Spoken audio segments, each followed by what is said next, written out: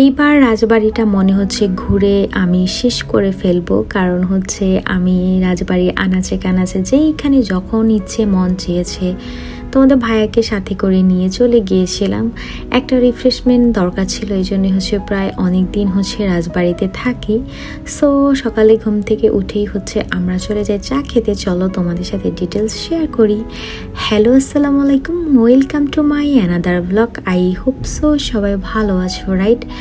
আমরা হচ্ছে নদীর পাড়েতে যাই আমি অ্যান্ড হচ্ছে তোমাদের ভাইয়া। গিয়ে দেখি হচ্ছে এখানে কুলফি সেল করতেছিল। সো এখানে আমি আমার জন্য কুলফি নিয়ে নিই। তোমাদের ভাইয়া নাকি কুলফি খাবে না, বাট আমি জাস্ট আমার জন্যই একটা কুলফি নিয়ে নিই। সাথে হচ্ছে আমি তোমাদের ভাইয়াকে বলি যে আমার জন্য একটা পান কিনে নিয়ে এসো। সো পান কিনতে গিয়েছিল, সাথে আমি এখানে একা একা হচ্ছে কুলফি এনজয় করতেছিলাম। কেন যেন আমার কাছে গ্রাম ভালো লাগে আসলে, কারণ হচ্ছে গ্রামের মানুষ, গ্রামের প্রকৃতি সব কিছু মানে অদ্ভুত মায়া লাগে আমার কাছে। একদম শান্ত পরিবেশ, নিরিবিলি, মানে থাকে না যে মন ছুঁয়ে যাওয়ার মতো একটা ব্যাপার, ঠিক সেরকম। সো আমি ওইখানে নদী পাড়ে গিয়ে অনেকক্ষণ বসে থাকি, চা খাই, তোমাদের ভাইয়ের সাথে গল্প করি। মাঝে মধ্যে ইচ্ছে করে যে সব কিছু ছেড়ে ছুড়ে অনেক দূরে চলে যায়, যেখানে কেউ চেনে না বা হচ্ছে কেউ আমাকে জানে না।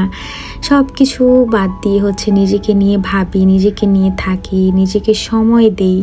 এই জন্য হলেও না মাঝে মধ্যে ব্রেক নিই আমি, যাতে নাকি নতুন করে কাজে ফিরতে পারি, মন যেটা চায় সেটা করতে পারি।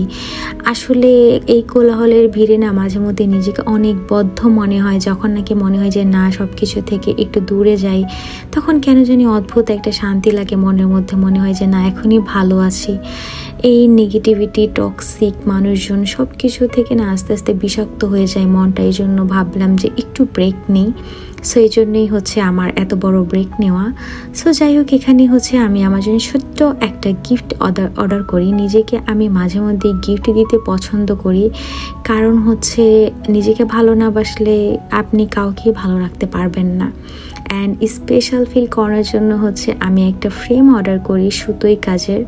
আমি হচ্ছে এটা অর্ডার করি মিম্মা ইসলাম আর্ট পেজ থেকে। আমি কিন্তু পেজ লিঙ্কটা ক্যাপশনে দিয়ে দিব। তোমরা চাইলে কিন্তু তোমাদের স্পেশাল মোমেন্টটা এভাবে সুতোর কাজে করে ফ্রেমে বন্দি করে রাখতে পারো নিজের কাছে।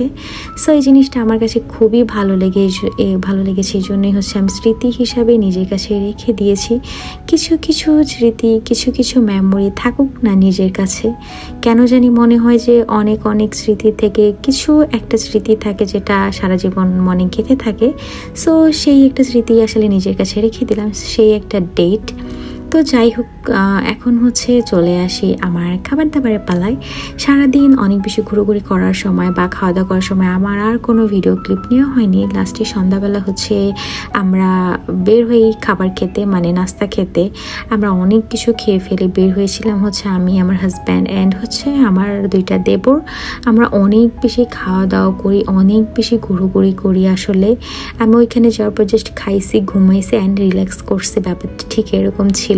খেয়ে খেয়ে আসলে আমি আরও বেশি গুলুমুলু হয়ে যাচ্ছি। বাট আলহামদুলিল্লাহ সব কিছুর জন্য, যে আমার জীবনে এত ভালো মানুষ আছে বা এত ভালোবাসা পেয়ে যাচ্ছি।